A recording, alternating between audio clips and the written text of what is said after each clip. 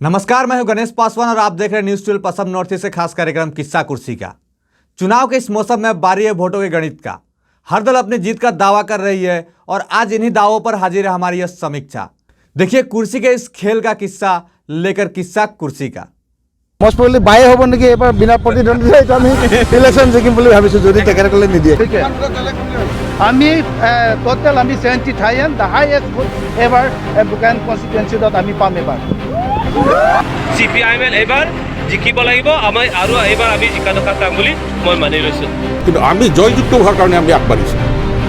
আমি কাৰো প্ৰতি লক্ষ্য কৰিবলৈ নাই, কাৰো প্ৰতি চাবলৈ নাই। আমি জয়যুক্ত হোৱাৰ পথত আমি আগবাঢ়িছো।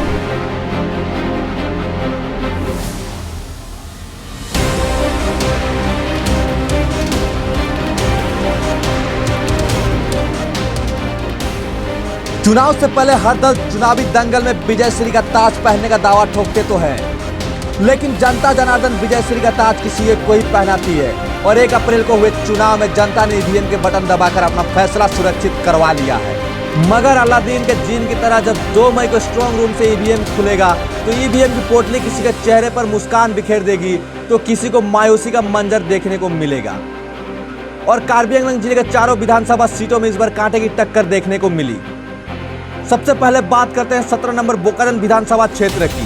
इस विधानसभा समष्टि में वर्तमान के विधायक डॉक्टर नुमल मोमिन की एक तरफा जीत का कयास लगाया जा रहा था, लेकिन जैसे जैसे चुनाव के दिन करीब आते गए कांग्रेस ने भी अपनी एड़ी चोटी का बल लगा दिया।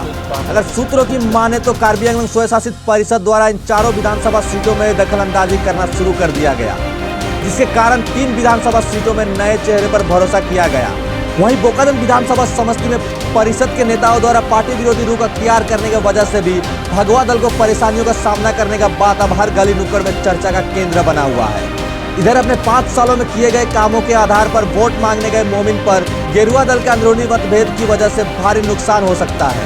हमारी समीक्षा कहती है कि अगर परिषद के नेताओं द्वारा दिखाए अनुसार काम किया गया है तो कांटे की इस टक्कर में 10,000 से कम वोट के अंतर में भाजपा प्रत्याशी डॉक्टर नुमल मोमिन की जीत तय है।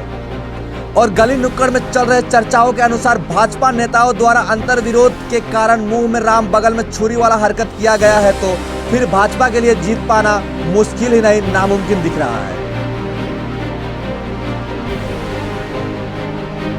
लेकिन सिपरांग वाली राजनीति सिर्फ भाजपा को ही नहीं कांग्रेस खेमे में भी थी, ऐसा सूत्रों का कहना है। हमारे एक राजनीतिक सूत्रों की माने तो कांग्रेस खेमे में टिकट प्रत्याशियों द्वारा टिकट न दिए जाने पर अपना विरोध भाजपा का अंदरूनी समर्थन करके किया। कांग्रेस के कई नेता तथा कार्यकर्ता द्वारा रतन इंती को टिकट दिए जाने के विरोध में भाजपा का दामन थामा था, लेकिन इस बार टक्कर सिर्फ भाजपा और कांग्रेस के बीच है, बाकी दल पिक्चर में कहीं दिख नहीं रहे। अब 2 मई को चुनाव नतीजे निकलने के बाद पता चलेगा कि जीत सिपरांग वाली राजनीति की होती है या जनता जनार्दन के विश्वास का। इसके लिए अब थोड़ा इंतजार है। News desk report, news 12 Assam north. Your child deserves the best education.